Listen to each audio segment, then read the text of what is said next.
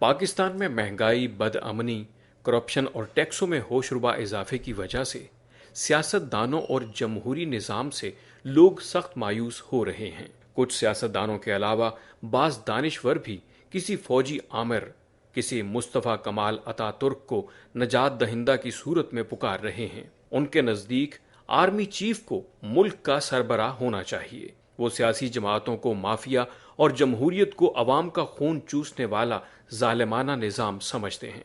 उनका ख्याल है कि बस किसी हादसे के रूनुमा होने की देर है और फिर हुक्मरान क्लास का कोई भी आदमी नहीं बचेगा और 40-50 साल तक खौफनाक आमरीत नहीं जाएगी। अमेरिका के एक अखबार बोस्टन ग्लोब में भी लिखा गया है कि इनकलाब की अगली लहर का निशाना पाकिस्तान हो सकता है। इस लहर को इमरान खान कौम के लिए खुशखबरी करार दे रहे हैं। मैं समझता हूं कि यहाँ एक बहुत बड़ा स्ट्रीट मूवमेंट चलने वाली है। सड़कों के ऊपर एक मूवमेंट चलेगी जिसमें ये सारा पुराना निज़ाम और पुरानी शक्लें बह जाएंगी। जिस तरह ये मिस्र में आ रहा हुआ और ये तुनिसिया में, लीबिया में, ये इंशाल्लाह यहाँ अब मैं तो अपनी अवाम को खुशखबरी सुना रहा हूँ कि अच्छा वक्त आने वाला है। आज दीन व दानिश की रोशनी में हम इस बात का जायजा लेंगे कि इस सूरत हाल में इस्लाम से क्या रहनुमाई मिलती है, अरब ममालिक में आने वाले इनकलाब का बुनियादी सबब क्या है और पाकिस्तान में वो सबब किस हद तक मौजूद है और इस सूरत हाल में हम सबको क्या करना चाहिए। बिस्मिल्लाहिर्रहमानिर्रहीम। उस अल्लाह के नाम से जो सरअसर रहमत है, जिसकी शफ़क़त हमेशा हमेशा के लिए। अस्सलाम वालेकुम ख़ातिन व हज़रात, ये प्रोग्राम है दीन व दानिश। आपने हमारा पैकेज मुलाज़ा फरमाया। आपको याद होगा हमने कुछ प्रोग्राम किए थे इस मसले के बारे में कि इस्लाम जमहूरियत पसंद है या इस्लाम में आमरीत को पसंद किया गया। इस पर एक से ज़्यादा प्रोग्राम हमने किए और मुख्तलिफ नुक्ता नज़र आपके सामने आए। उसके बाद ये सिलसिला शुरू हुआ कि ये अरब ममालिक में तग़य्युरात का एक सिलसिला था जो अब तक ख़त्म नहीं हुआ।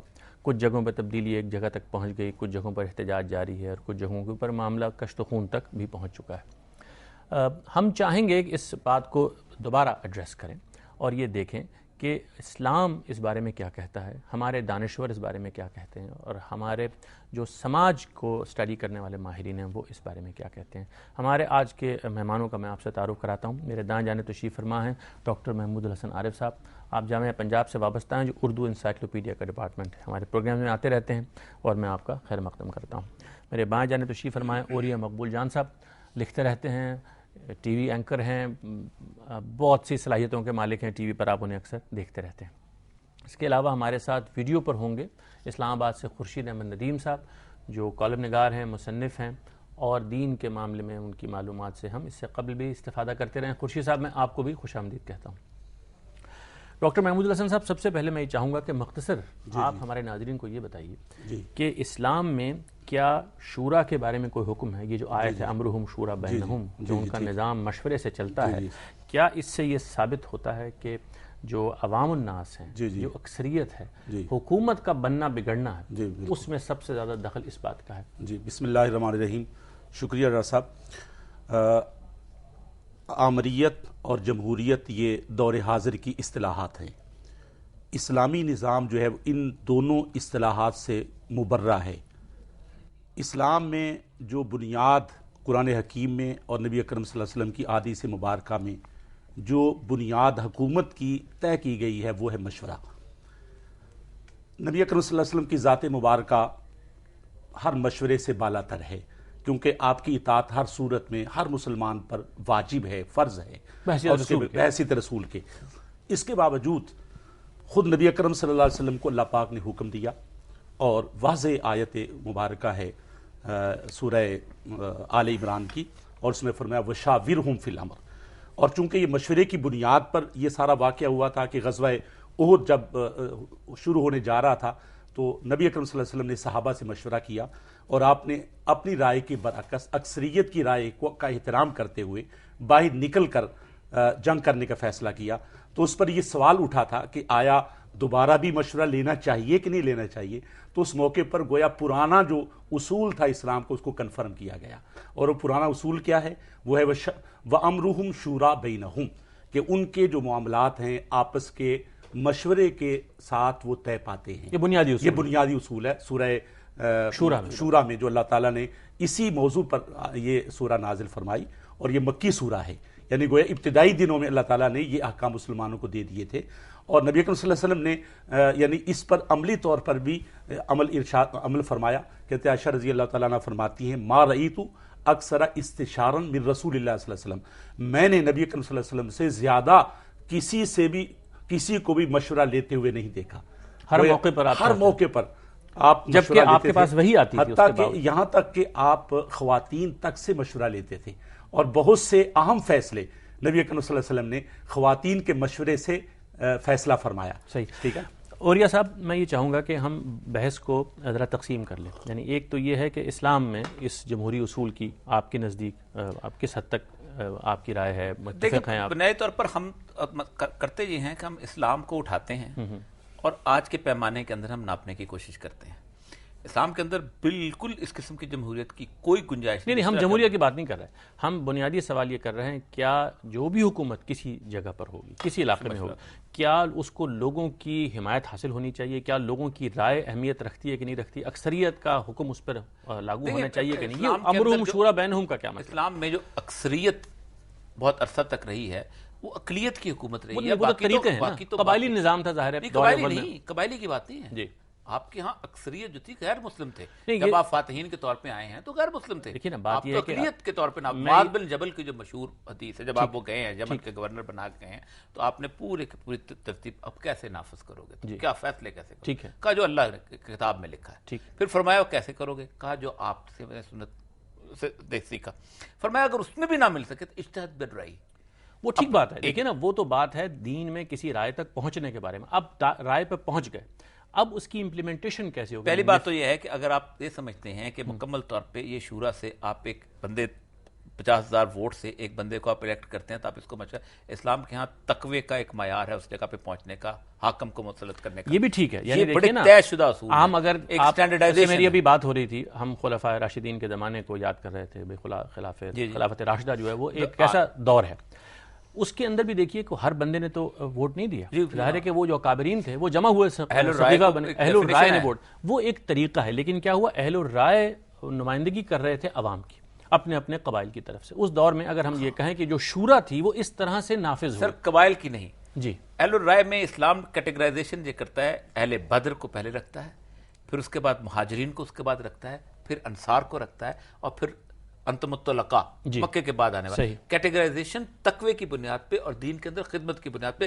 اور رائے میں آپ کو دیکھیں بدر کے مقام صحابہ کا ہمیشہ مقام علیحدہ رہا ہے، اور انہی کی رائے جو بہترین الیکشن سمجھا جاتا ہے وہ حضرت عثمان حضرت علی کے درمیان سمجھا جاتا ہے کہ وہ 6 لوگوں کی جو کمیٹی بنائی تھی سارے اصحاب بدر نہیں، اس لیے کہ اس سے پہلے جو 2 اصحاب تھے ان کے بارے میں کوئی ڈسپیوٹ نہیں تھا۔ آپ ایک بات پہ میری غور کیجئے کہ یہ آتا ہے نا تاریخ میں کہ جو حضور صلی اللہ علیہ وسلم کی وہ بات تھی کہ قریش کو اکثریت کی حمایت حاصل ہے عرب میں، تو اس وجہ سے چاہیے کہ جو خلافت بن قریش، ہاں، تو اس کے بارے میں کہا جاتا ہے کہ یہ بیسیکلی آپ کی پرفیکٹ نہیں تھی۔ بات یہ ہے کہ وہ کہا گیا کہ اس میں جب انصاریوں نے اپنا حق ظاہر کیا تو ان کے مقابلے میں اس بات کو بیان کیا گیا کہ تم یاد کرو کہ اس میں تمہارا کوئی حصہ نہیں ہوگا۔ اس کی وجہ کیا تھی کہ حضور نے فرمایا کہ اس بلاد عرب میں ان کے علاوہ کوئی حکمرانی قوت، کمال کی بات یہ ہے کہ اسی الخلافت القریش کا نعرہ جو ہے لارث فریبیہ جب را کے شریف مکہ کو دیتا ہے تو پوری مسلم امہ کو پارا پارا کر دیتا ہے۔ دیکھیں جی، بات یہ ہے کہ وہ تو ایک آپ کہہ سکتے ہیں نا کہ اس کے یوسیج کے بارے میں